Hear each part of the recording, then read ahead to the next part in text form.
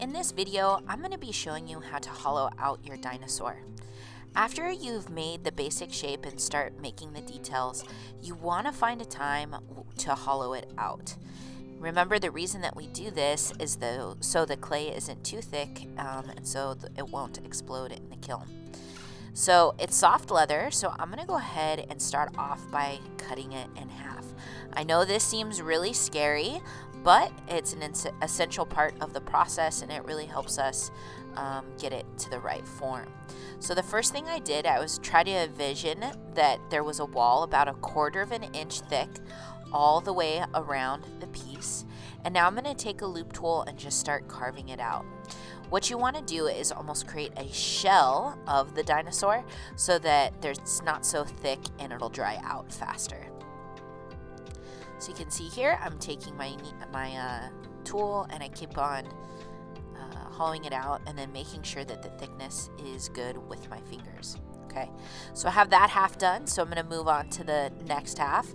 Once again, you see me sketching in so that it's 1/4 of an inch thick all the way around, and then just go ahead and take your loop tool and continue to scoop out the clay.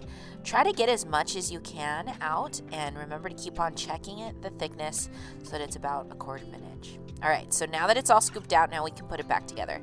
I'm going to use the serrated rib and a brush with water to create the slip, scratch, scratch, scratch, water, scratch, scratch, to both sides so that I can attach these back together. More water. Scratch, scratch, scratch.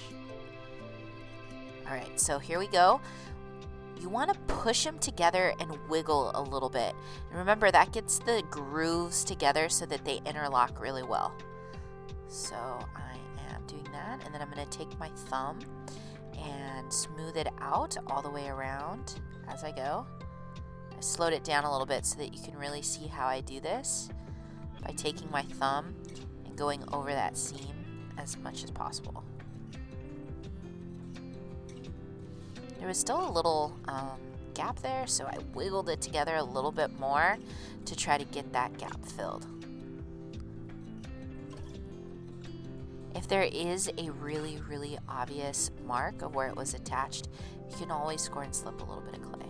But this one seems good enough for me. So remember, we want to take a needle tool and have a little hole so that it can dry a little bit easier on the inside and some air can escape. Okay, so that's it. Have fun.